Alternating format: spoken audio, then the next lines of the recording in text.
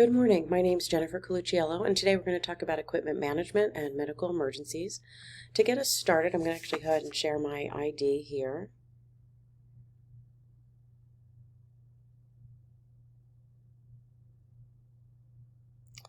Okay, and the attestation. So all Aspen University students are required to abide by Aspen University's academic integrity policy as outlined in the university catalog.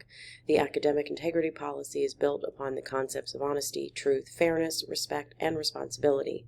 By taking this assessment, I agreed to abide by both the academic integrity policy and the rules outlined in this assignment. With this recording, I am attesting that I have personally completed the proctored assessment and that the information I submit is true and accurate to the best of my knowledge. So let's go ahead and jump in. The business of medicine is really important. And in my role, actually as a certified medical office manager, a CMOM, I often tell the physicians in my practice that while what they do is very important, obviously, for patient care, if I do not master and be successful in the business of medicine, then they will not be able to practice medicine.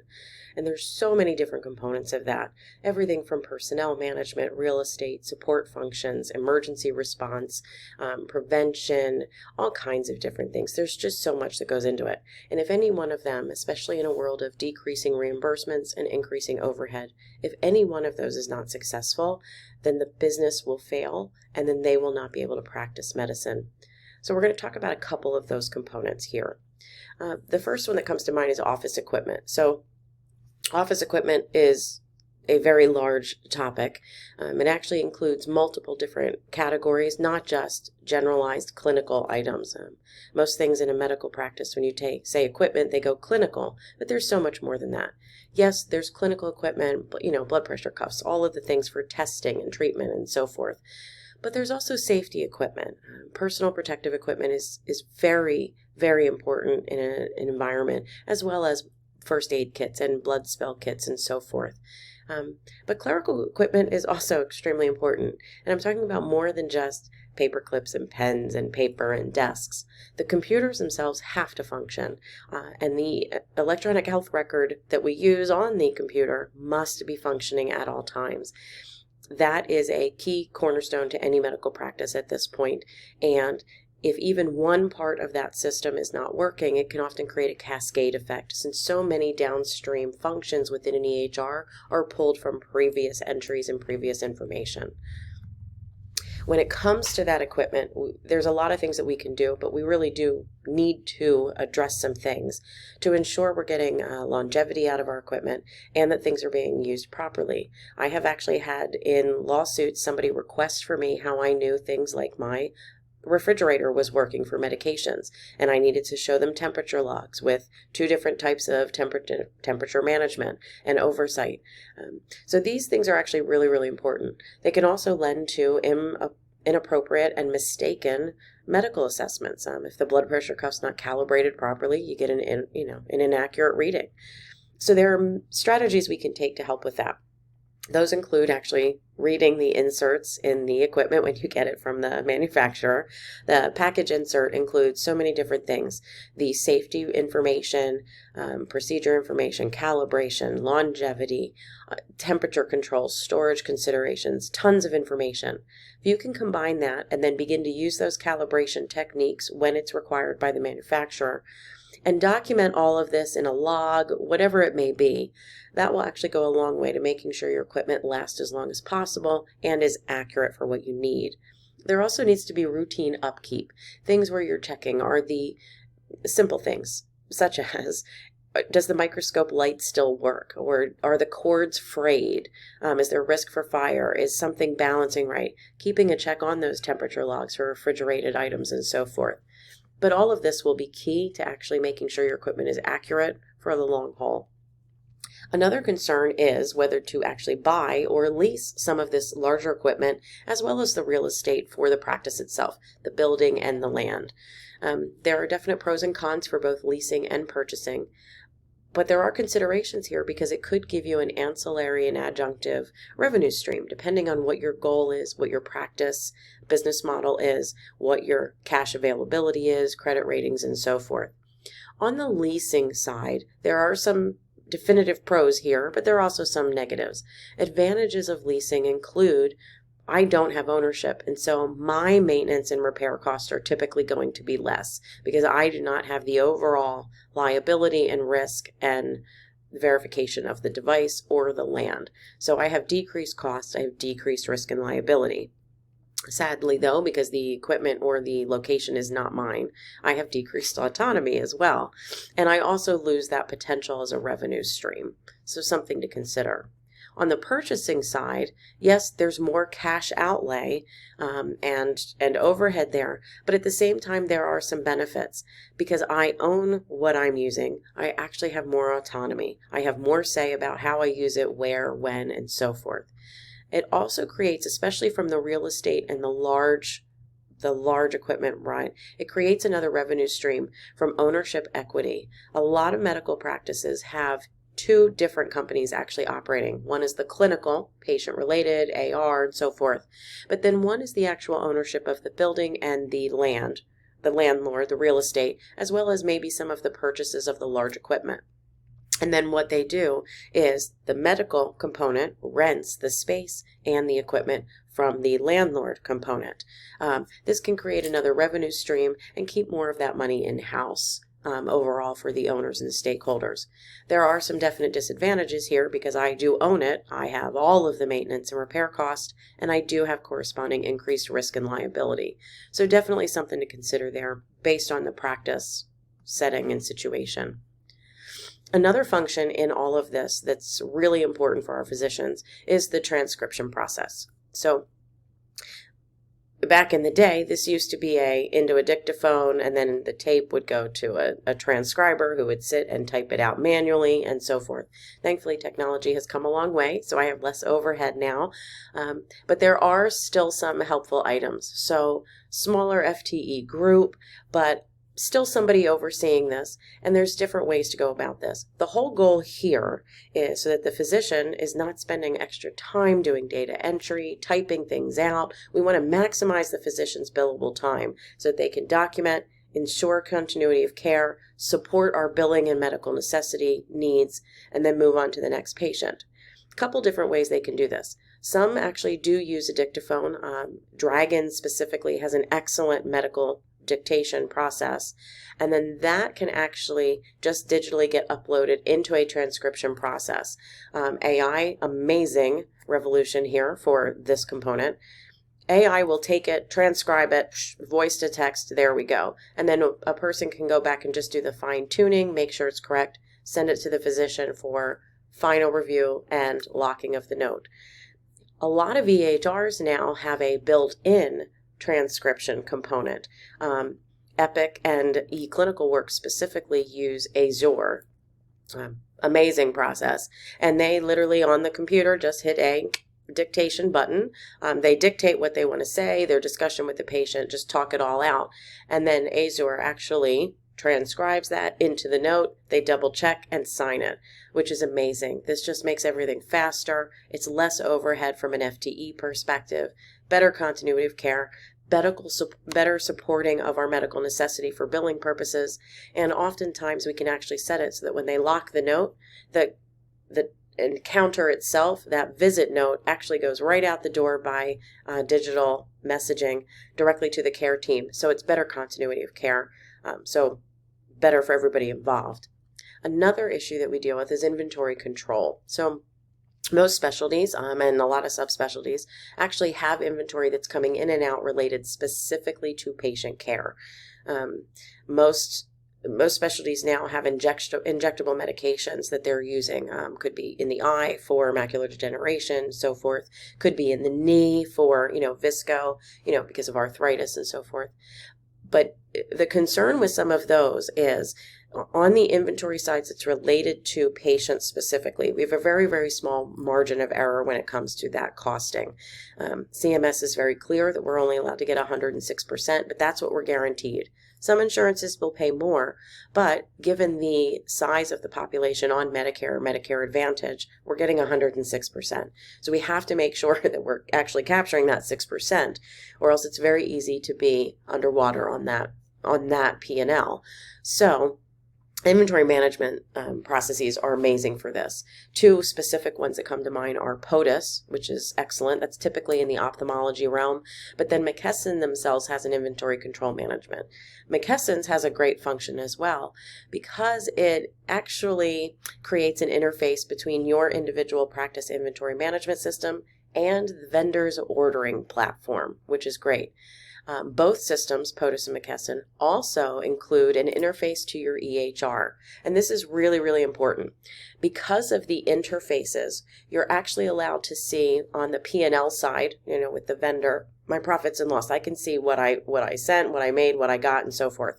I can actually also set inventory thresholds. So say I have Avastin and I say, well, when it gets down to 10, I want to order 40 more. I can set those thresholds and those orders.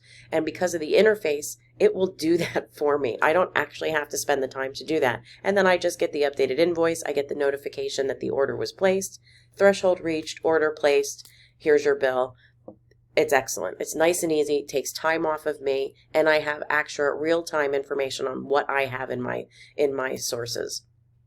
On the patient side, because it interfaces with the EHR, this is so nice because I can actually, in the system, in my patient, I'm going to give them a Visco in the right knee. I can actually go right into my inventory management, pick the drop down, the drug I want, and it will tell me you have 15 of Orthovisc that are not expired and so forth. I can pick, I want one of that. It will import, and a lot of these drug systems now will actually push they'll like a vending machine, actually pull the med and put it out to the chute. So I don't even have to think about it. My staff, it's almost foolproof for my team. But because it interfaces with the EHR, it actually will pull over the name, the drug, the NDC number, expiration date, lot number, and so forth directly into the patient's record, which is just amazing. And then I can actually run reporting on the back end. It will do all of this for me so that I can see at any given time what my inventory was, how many I used, how much I got paid for them, and where my deficits and concerns are. Just takes a lot of the guesswork out. These are all outlined in the policy and procedure manuals. I know a lot of people think a policy and procedure manual is really a one condensed area, but it's actually not. There are multiple different components that are needed. You need HR, typically an employee handbook, OSHA, compliance, and HIPAA, clinical, clerical, research if you have a research department, and then your general operations. These are things that need to be clearly delineated, and readily available for staff. They also need to be reviewed and updated, especially to make sure as processes change and as things improve. One of the key concepts here is that we're going to need to ensure that all team members are on the same page. They need to know where these documents are, that they exist, where they are, how to find them, how to use them, and then be able to apply that information into what they're doing on a day-to-day basis. The goal of these documents, all of these policy and procedure manuals, is to set standard processes, objective items, but to provide clarity, consistency, and reduce the confusion.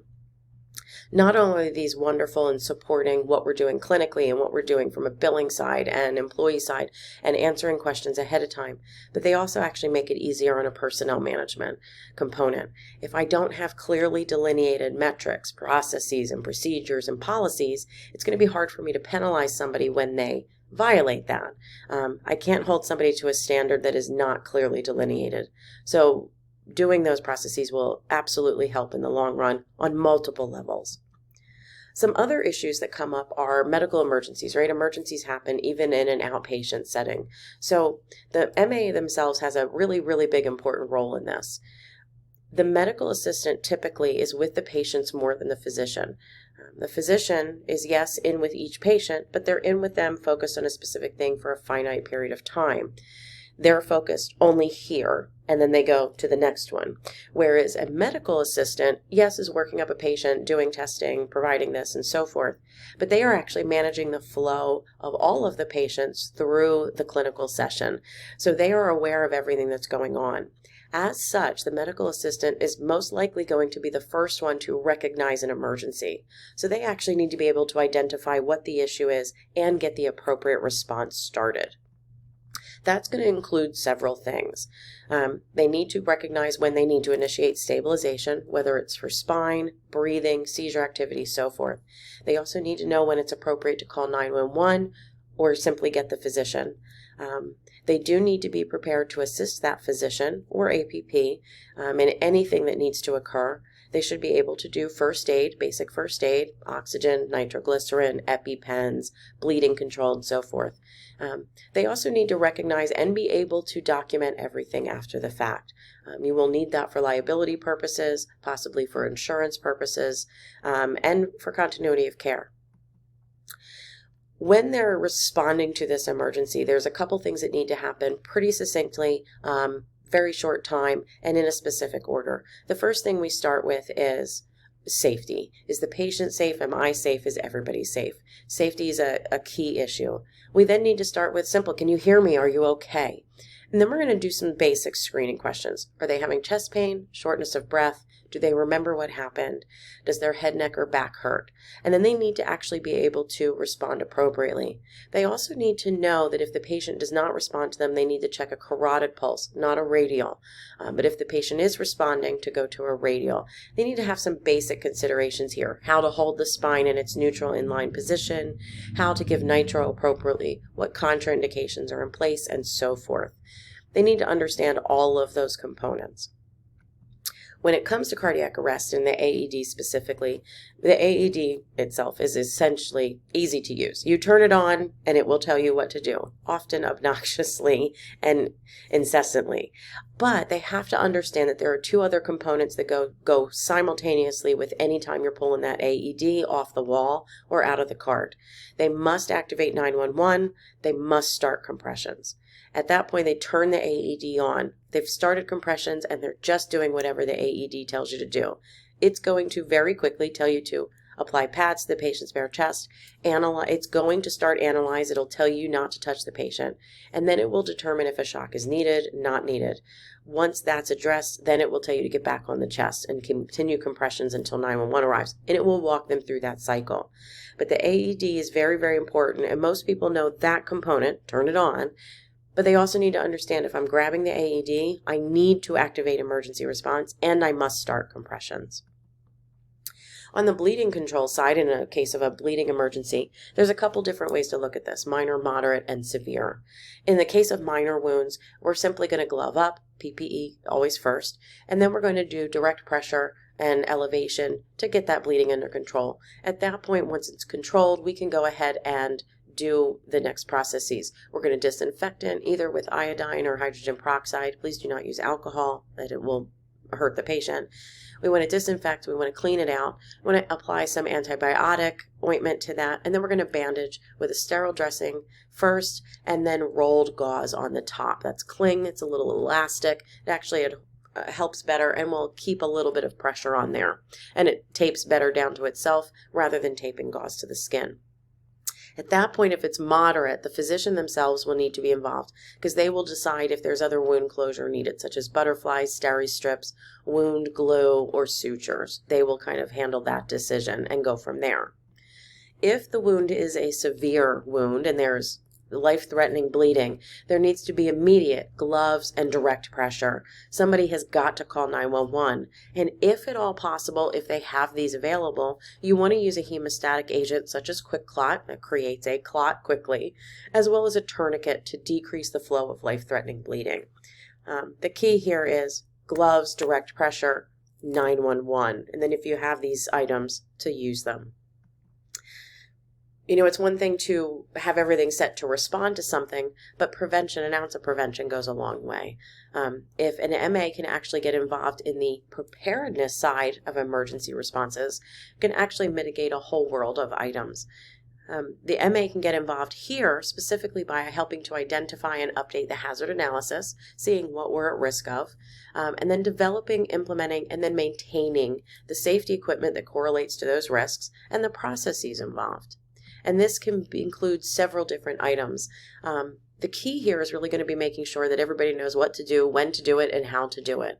This is where drills come in, practice. That could be a tabletop discussion. Let's sit down and let's talk this through. If there's a fire in the building, and you're over here, I'm over here, patients are there. How are we going to get out? And talking through that at a table. Another thing is to actually do a drill. Fire drills are a great one for this, right? That way we're practicing how we're going to perform. That way when we're panicking, we have some muscle memory there. Another key item that the MA should consider is actually bringing in outside subject matter experts. Active shooter is a big one for this, and lots of locations, especially in urban environments where they're higher at risk for this based on the FBI statistics. There's a great resource that medical offices have. So if the MA can actually reach out to their police in their town by the non-emergency number and explain, listen, we'd like to look at active shooter stuff. We want to make sure we're prepared. Most times they will send a police officer out to evaluate the office, look for risks, ways to mitigate those risks, and actually train the staff on what to do in the case of an active shooter situation. But these are all things that the MA can do. That is a lot of information, and again, these are just some of the many myriad of components involved in the business of medicine so that our physicians can practice well.